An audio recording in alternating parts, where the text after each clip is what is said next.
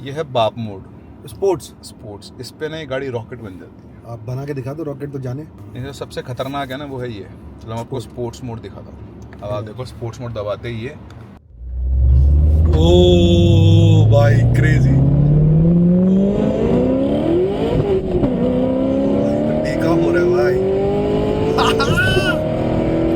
और एक बार फिर से शुरू हो गया है। बैग छोटा बैग तैयार है क्योंकि अर्जेंट कॉल आ गया है इंदौर से। एक्चुअली जो नीट का रिजल्ट आया तो हमारे जो स्टूडेंट्स हैं उनके साथ बातचीत करनी है, इंटरव्यू करना है, तो निकल रहे हैं इंदौर। और बारिश का मौसम रखा है बहुत ज़्यादा, वो बारिश हो रही है तो बहुत मज़ा आने वाला है सफ़र के अंदर। चलो चलते हैं आपको भी लेकर। आज हम लोग BMW की सवारी करने वाले, सफारी तो क्या बोले, सवारी करने वाले। और आज BMW से हम लोग पहुँचेंगे इंदौर।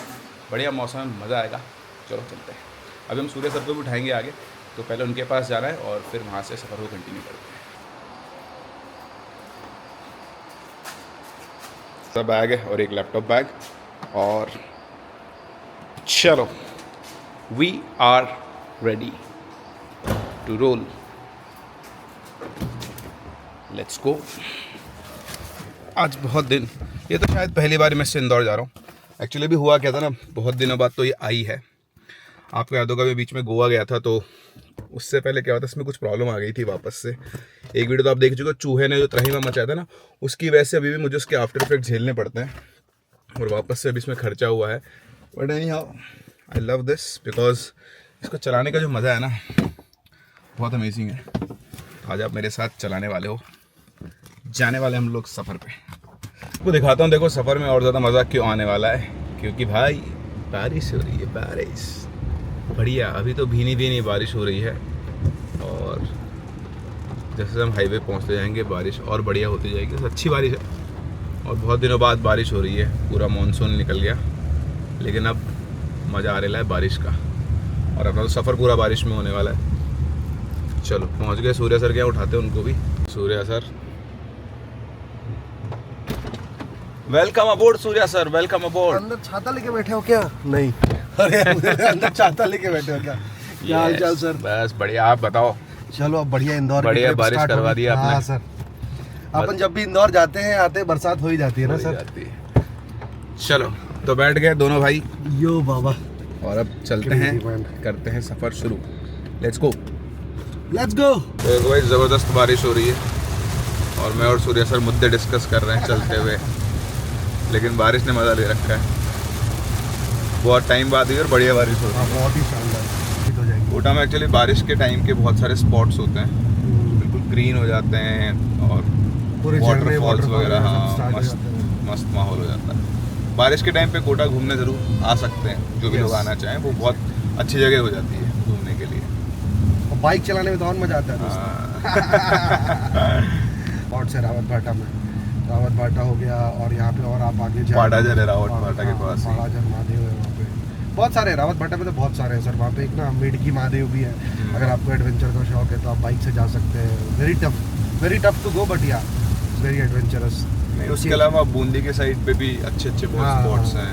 मतलब कोटा के चारों तरफ ही 100-150 किलोमीटर के रेडियस में, 100 किलोमीटर के रेडियस में, और बढ़िया है। आपकी आउटिंग हो जाएगी और आपको ऐसा लगेगा कि आप बहुत अच्छा वेकेशन मना के आए एक दिन के अंदर ही। नेचुरल ब्यूटी बहुत है, बट ये कि जो ट्रेल्स है बहुत टफ है। हाँ, डिफिकल्ट, रिस्की भी बहुत है।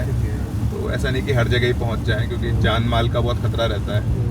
एक जगह यहाँ पे गेपरनाथ महादेव, तो बारिश के टाइम पे क्या था, चट्टानों के थ्रू वो बना हुआ है, तो उसमें काई की वजह से ना बहुत ज़्यादा स्लिपरी हो जाता है वो। तो 120 फीट नीचे है वाटरफॉल गिरता है, वो 120 फीट नीचे मंदिर है, लेकिन वहाँ पे बहुत सारी डेथ्स हो चुकी हैं। रीज़न लोग फिसल जाते हैं या फिर एज के ऊपर जाकर सेल्फी, इन सब की वजह से। राइट। बड़ा रिस्की भी रहता है, ऐसी बात नहीं है, लेकिन हाँ फिर भी ऐसे कई स्पॉट्स बनते हैं कोटा के आसपास जो घूमने लायक है। Overall Kota is a very beautiful place to have. अगर आप आसपास घूमना चाहें, आपको हर चीज़ में मज़ा आएगा। मतलब शहर में भी अगर आप घूमोगे बरसात के टाइम पे तो भी अच्छा ही लगेगा। इन सेंस का जाम बस आ रहे इंदौर, जो हमेशा रहता ही है मोस्ट ऑफ द टाइम। थोड़ी देर का रहता है, क्योंकि यहाँ पर अभी सिंगल रास्ता है, एक साइड आने का एक साइड आने का। देखा आपने कैसे गंवार लोग हैं। क्या करें, इन लोगों को कुछ नहीं कर सकते। कहाँ है तो 2 घंटे की जाम से निकलने के बाद रास्ते में एक गाँव पड़ता है, मंडाना नाम है इसका। अभी सूर्या सर कुछ दवाई वगैरह और कुछ सामान लेने गए हैं। तो हम लोग करीबन 1.5 घंटा पौने 2 घंटे लेट हो चुके हैं। और शाम को मेरा लाइव भी इंदौर पहुंच के उसके लिए भी लेट हो रहे हैं, बट देखते हैं शायद रास्ते में टाइम कवर हो जाएगा। खाना वाना भी खाएंगे थोड़ा रुक के कहीं पे बीच में, तो उसमें भी टाइम लगेगा। तो अभी दिखा रहा है करीबन पौने 6 बजे के आसपास, देखते हैं कब तक पहुंचते हैं। टाइम बहुत सारा वेस्ट हो गया जाम में। तो अब चढ़ रहे हैं हम लोग एक्सप्रेस वे पे और अब 2 घंटे टाइम बाद कवर करेंगे। हाँ 2 घंटे से भी ज़्यादा हो गए सर, 2 बज गए। 2:20 अपन निकले हुए हैं 11:15 बजे के, 11:30 बजे के। 3 घंटे हो गए अपने को।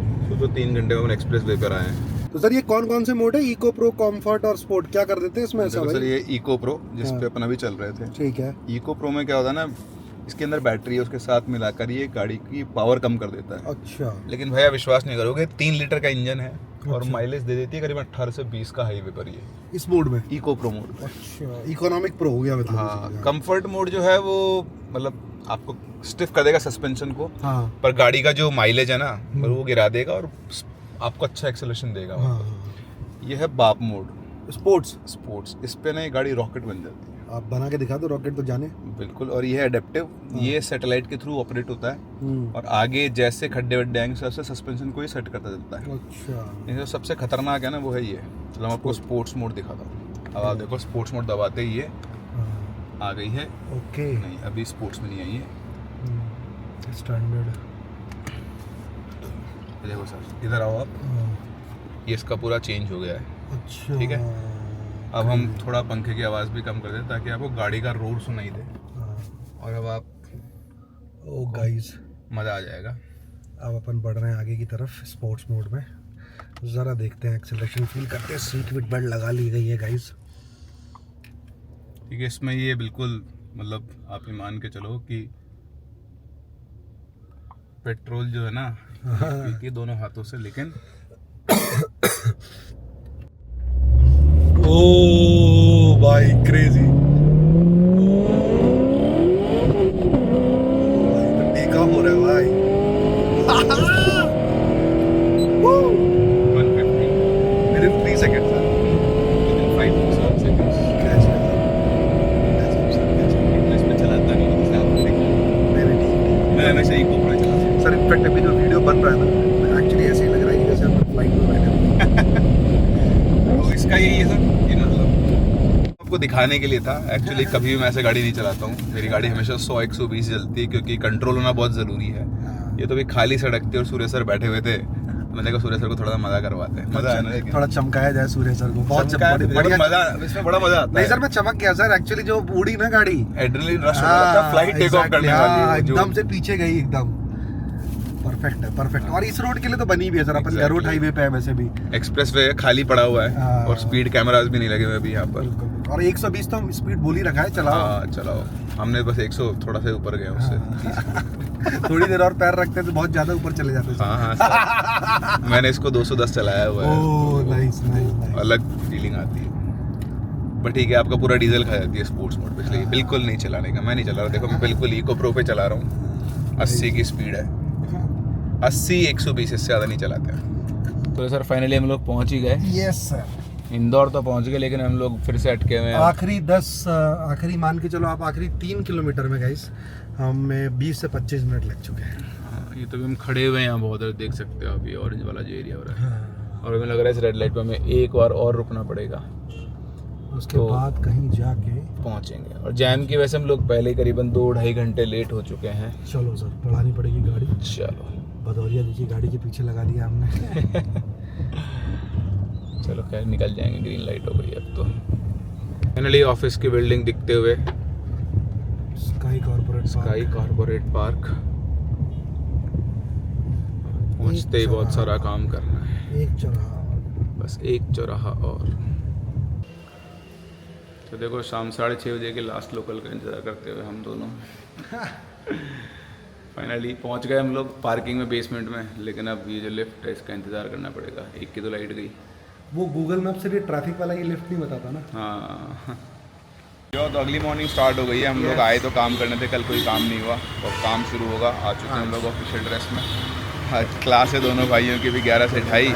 फिर उसके बाद जो हमारे बच्चे सेलेक्ट हुए हैं नीट में, उनके साथ इंटरव्यू वगैरह है। तो लगता है कि रात के 7-8 तो बज ही जाएंगे। उसके बाद कोशिश ये करेंगे हम आज ही वापस निकल जाएँ, कोटा की तरफ 5-6 घंटे का रास्ता है, आराम से कवर हो जाएगा। बस अब वेट कर रहे हैं कि हमारे जो वेले भाई साहब है वो पार्किंग गाड़ी लेकर आए। अभी होटल के बाहर खड़े हैं, मौसम बढ़िया हो रखा है और यहाँ से करीबन 4 किलोमीटर के आसपास ऑफिस है। ये लोग आ गए हमारे वेले भाई साहब हमारी राइड लेकर। तो लेट्स गो। तो पहुँच गए भैया स्टूडियो में, क्लास का टाइम हो गया है। यही सुना सर अपने स्टूडियोज़? ये 6 है सर, ये मेरा है। ओके, अच्छा इस तरह से बने, आगे आएगा बोलो ना उसके आगे। मेरे 3rd में। ये लो, ये सेटअप चल रहा है अभी तो। ठीक है सूर्य सर, ओके सर, मिलते हैं कच्चा के बाद। यस, आप अपना कच्चा लो, हम हमारा कच्चा लेंगे। चलिए तो शुरू करते हैं क्लास को। अभी सब पीपीटी सेटअप हो रही है। मेरी हिंदी मीडियम में है क्या अभी? मेरी इंग्लिश मीडियम में शायद, देखना हिंदी में नहीं बढ़िया जिसमें भी, पर एक बार देख लेना। तो आगे अपनी पीपीटी, रसायन विज्ञान के मूल सिद्धांत। अभी पहले हिंदी मीडियम वाले बच्चों की क्लास है और उसके बाद इंग्लिश मीडियम वालों की होती है। एक आपके पास होती है पुअर शील्डिंग और जो दूसरी है वो आपके पास कौन सी होती है? Effective shielding. ठीक है, तो शील्डिंग या तो पुअर होती है या फिर शील्डिंग जो होती है वो इफेक्टिव होती है। मैंने आपको एक और चीज सिखाई थी कि जब शील्डिंग पुअर होती है तो आउटर इलेक्ट्रॉन के ऊपर Z इफेक्टिव इंक्रीज होता है।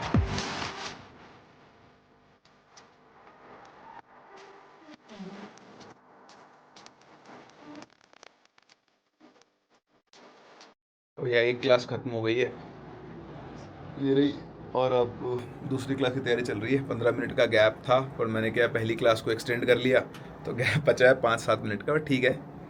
अभी सेकंड क्लास लेंगे, उसको ख़त्म करेंगे, फिर चलेंगे इंटरव्यूज़ की तरफ। बच्चों से मिलेंगे जिनका इस बार नीट 2026 में सिलेक्शन हुआ है, उनसे बातचीत करेंगे। क्या रहा उनका सफ़र, कैसा रहा, कैसे उन्होंने हमारे साथ रहकर काम किया, और फिर उसके बाद भी प्रमोशनल चीज़ें कुछ हैं वो भी शूट करनी है। तो आज का दिन बहुत ज़्यादा ऑक्यूपाइड रहने वाला है। सूर्य सर इंतज़ार करते हुए अपनी बारी आने का, मैं भी इंतज़ार करते हुए अपनी बारी आने का। मेरा सेटअप हो रहा है उधर, तो आज बच्चों से कॉफ़ी टेबल पे और बैठ के बात करें। चलो बाहर से क्यों दिखाऊं, अंदर से दिखाता हूँ।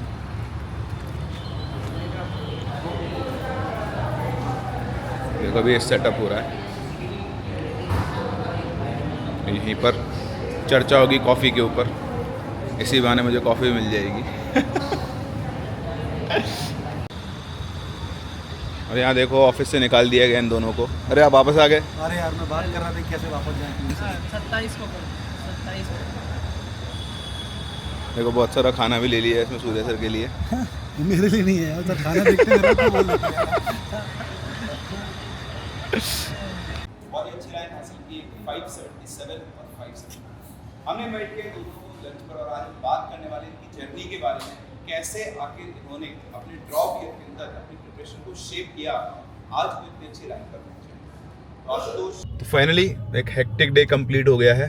रात के 8 बज गए हैं और अब हम लोग को निकलना है वापस कोटा के लिए। तो रात के 2 या 3 बजेंगे पहुंचने में। अभी सूर्या सर गए हुए हैं उज्जैन, वहाँ पर उनका शूट चल रहा था, वहाँ से उनको पिक करूँगा और उनको पिक करने के बाद हम लोग निकल जाएंगे सीधे वहीं से कोटा के लिए।